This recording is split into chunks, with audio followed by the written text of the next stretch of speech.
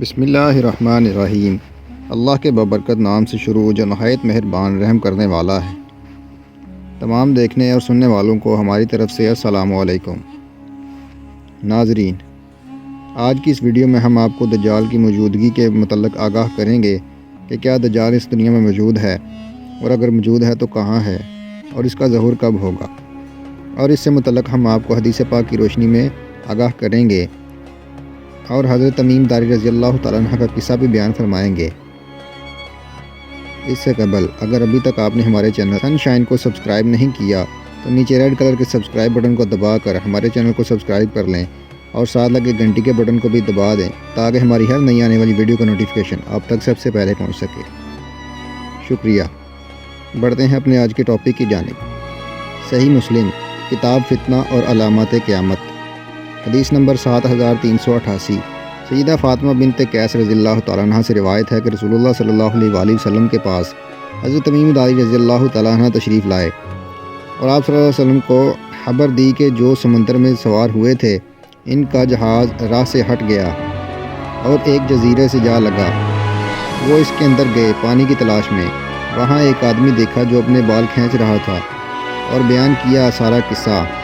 پھر کہا، اگر مجھ کو اجازت ملتی نکلنے کی تو میں سب شہروں میں ہو آتا سوائے طیبہ کے۔ پھر رسول اللہ صلی اللہ علیہ وآلہ وسلم نے حضرت تمیم رضی اللہ تعالیٰ عنہ کو لوگوں کے سامنے نکالا اور سارا قصہ بیان کیا۔ آپ صلی اللہ علیہ وآلہ وسلم نے فرمایا، طیبہ یہی ہے اور دجال وہی شخص ہے۔ ناظرین، اب ہم آپ کو حضرت تمیم داری رضی اللہ تعالیٰ عنہ کی دجال سے ملاقات کا قصہ سناتے ہیں۔ حدیث کے مطابق حضرت تمیم داری رضی اللہ تعالیٰ عنہ سمندر کے سفر سے واپس آتے ہی رسول اللہ صلی اللہ علیہ وآلہ وسلم کی بارگاہ میں حاضر ہوئے اور انہوں نے جو قصہ رسول اللہ صلی اللہ علیہ وآلہ وسلم کو سنایا وہ کچھ یوں ہے۔ ایک مرتبہ میں سمندر کے سفر پر نکلا۔ مسافروں کی تعداد کل 30 تھی اور ہم سب ایک کشتی پر سوار تھے۔ ہمارا سفر انتہائی اطمینان کے ساتھ کٹ رہا تھا کہ اچانک ہوا چلنا شروع ہو گئی اور سمندر میں طوفان آ گیا۔ اس شدید طوفان اور لہروں کے باعث ہماری کشتی اور سمندر میں موجود دیگر کشتیاں ڈولتی جاتیں۔ کشتی کے مسافر اس صورتحال سے پریشان ہو گئے اور ہر کوئی اپنے اپنے خداؤں کو پکارنے لگا کیونکہ کسی کو کچھ سمجھ میں نہیں آ رہا تھا کہ کیا کرے۔ سمندر سے اٹھنے والی لہریں ایک سمت کی بجائے ہر طرف سے کشتی کو اپنی لپیٹ میں لے رہی تھیں۔ تھک ہار کر ملاح نے بھی چپو چھوڑ دیے اور ایک طرف بیٹھ گیا۔ اب ہم میں سے ہر کسی کو یہ یقین ہو چکا تھا کہ موت یقینی ہے۔ سورج غروب ہونے کو تھا اور اس کی روشنی آہستہ آہستہ کم ہوتی جا رہی تھی۔ شام کا اندھیرا اور منزل کا کوئی پتہ نہیں۔ یہ بھی خبر نہ تھی کہ کشتی کس سمت میں جا رہی ہے اور سمندر کی لہریں اب کب تک کشتی کو سلامت رہنے دیں گی۔ اس خوف و ہراس کی حالت میں رات گزر گئی اور صبح کی ہلکی ہلکی روشنی پھیلنے سے ہر طرف اجالا ہی اجالا ہو گیا۔ کشتی کی رات بھر ہچکولے کھانے کے بعد کسی کو کچھ خبر نہ تھی کہ ہم کہاں پہنچ گئے ہیں۔ پھر اگلا دن بھی اسی کیفیت میں گزرا اور اسی طرح رات کے بعد دن اور دن کے بعد رات آتی گئی اور ہماری کشتی کو سمندر میں پھنسے ہوئے پورے 30 دن گزر گئے۔ پھر اچانک 30 دنوں کی صورتحال کے بعد بھولے بھٹکے مسافروں کو دور سے ایسا نظر آیا جیسے کچھ درخت سمندر میں کھڑے ہوں۔ 30 دن سے مصیبت میں پھنسے ہوئے مسافروں کو یہ منظر دیکھ کر امید کی کچھ کرن نظر آئی اور ملاح نے جلد از جلد وہاں تک پہنچنے کے لیے پوری طاقت کے ساتھ چپو چلانا شروع کر دیے اور کشتی کو تیزی کے ساتھ ان درختوں کی طرف لے جانے لگا۔ کشتی میں موجود مسافر جنہیں یقین ہو چکا تھا اب موت کے سوا کچھ چیز نہیں، ان کے چہرے زندگی کی امید سے چمک رہے تھے۔ پھر کشتی جوں جوں قریب ہوتی گئی، درخت صاف دکھائی دینے لگے۔ ملاح پوری طاقت سے کشتی چلا رہا تھا کہ سورج غروب ہونے سے پہلے پہلے ان درختوں تک پہنچ جائے تاکہ کہیں ایسا نہ ہو کہ اندھیرا ہو جانے کے باعث ہم اس آخری امید سے بھی ہاتھ دھو بیٹھیں۔ پھر کشتی آہستہ آہستہ ان درختوں کی طرف بڑھتی رہی اور جب درخت قریب ہوئے تو سارے مسافروں کو یہ جان کر خوشی ہوئی کہ یہ سمندر میں واقع کوئی جزیرہ ہے۔ ابھی تو سورج مکمل غروب نہیں ہوا تھا کہ کشتی جزیرے کے کنارے پہنچ گئی۔ مسافروں کو اس جزیرے پر اتر کر زیادہ دیر نہیں گزری تھی کہ درختوں کے درمیان میں سے ایک عجیب و غریب قسم کا جانور نکلا۔ اس جانور کے پورے جسم پر بال تھے اور اس قدر لمبے اور گھنے تھے یہ معلوم ہی نہ ہوتا تھا کہ جانور کا اگلا حصہ کون سا ہے اور پچھلا حصہ کون سا ہے۔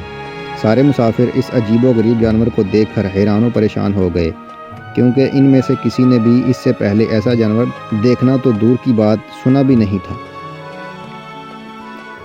اب اس پراسرار جزیرے پر اس کو دیکھ کر سب پریشانی میں مبتلا ہو گئے کہ یہ کیا بلا ہے۔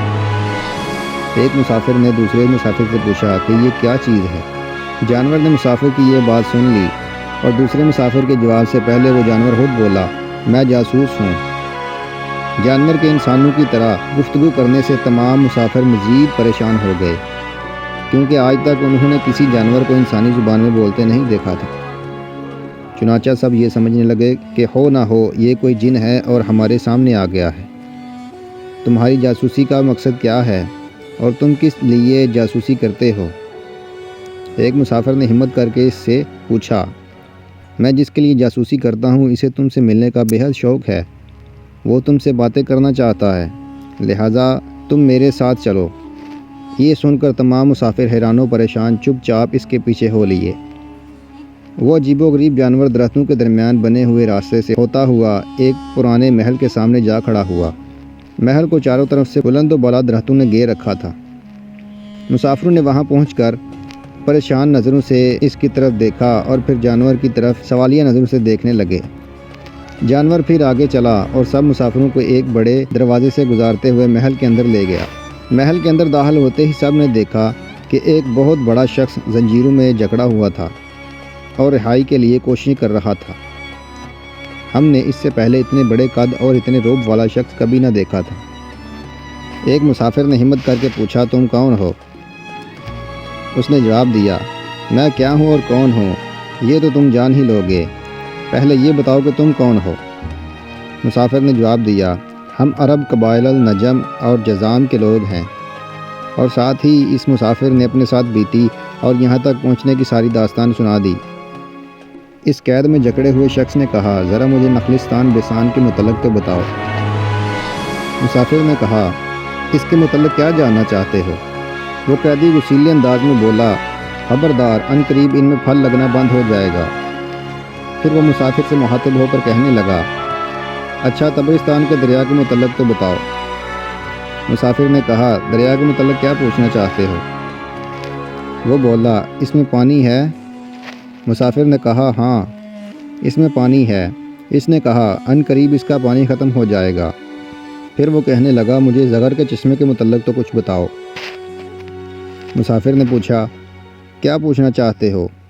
اس نے جواب دیا کہ یہیں کے چشمے میں پانی ہے کہ نہیں، اور اگر وہاں پانی ہے تو پھر وہاں کے لوگ چشمے کے پانی سے کھیتی باڑی کرتے ہیں۔ اچھا، مجھے ذرا امیوں کے نبی محمد رسول اللہ صلی اللہ علیہ وآلہ وسلم کے متعلق تو کچھ بتاؤ۔ مسافروں نے جواب دیا، انہوں نے مکہ سے اپنی دعوت کا آغاز کیا اور اب وہ مکہ سے نکل کر مدینہ میں موجود ہیں۔ پھر اس زنجیروں میں جکڑے ہوئے شخص نے کہا، کیا وہ عرب کے لوگوں کے ساتھ کوئی لڑائی لڑے اور عربوں نے لڑائی میں اس کے ساتھ کیا سلوک کیا؟ پھر مسافر نے کہا، لڑائی میں وہ عربوں پر غالب رہے اور بہت سے عربوں نے تو ان کی اطاعت بھی قبول کر لی اور اب وہ خود کو ان کی تابع داری میں رکھتے ہیں۔ یہ سنتے ہی وہ غصے سے فنکارا اور زنجیروں کو جھٹکا دیا۔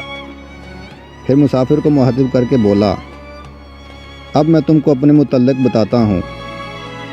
میں دجال ہوں اور تمہاری باتوں سے یہ معلوم ہوتا ہے کہ مجھے یہاں سے نکلنے کی اجازت ملے گی، پھر میں اس جزیرے سے نکلوں گا اور 40 دن میں ساری دنیا گھوموں گا۔ دنیا کے کوئی بستی اور گاؤں ایسا نہیں ہوگا جہاں سے میرا گزر نہ ہو۔ ہاں، مکہ اور مدینہ میں جانا میرے بس کی بات نہیں ہے، مجھے وہاں جانے کی اجازت نہیں۔ میں ان دونوں شہروں میں داخل ہونے کی کوشش بھی کروں گا تو میرے آگے فرشتے رکاوٹیں بن جائیں گے۔ ان کے ہاتھوں میں تلواریں ہوں گی اور وہ مجھ سے لڑیں گے۔ یہ داستان ہمیں ایک صحابی حضرت تمیم داری رضی اللہ تعالیٰ عنہ نے سنائی، جو اسلام قبول کرنے سے پہلے عیسائی تھے۔ یہ عجیب و غریب واقعہ دیکھنے کے بعد آپ نبی اکرم صلی اللہ علیہ وآلہ وسلم کی خدمت میں حاضر ہو کر مسلمان ہو گئے۔ جی تو ناظرین، ہماری آج کی اس ویڈیو سے آپ کو آگاہی حاصل ہوئی کہ نہیں؟ کمنٹ کر کے لازمی بتائیے گا، اور ویڈیو پسند آنے کی صورت میں اسے لائک ضرور کریے گا اور دوستوں کے ساتھ لازمی شیئر کریے گا تاکہ وہ بھی اس قیمتی معلومات سے فائدہ حاصل کر سکیں۔ جلد ملتے ہیں اپنی ایک اور معلوماتی ویڈیو کے ساتھ۔ تب تک کے لیے اپنا اور اپنے پیاروں کا ڈھیر سارا خیال رکھیے گا۔ والسلام، اللہ نگہبان۔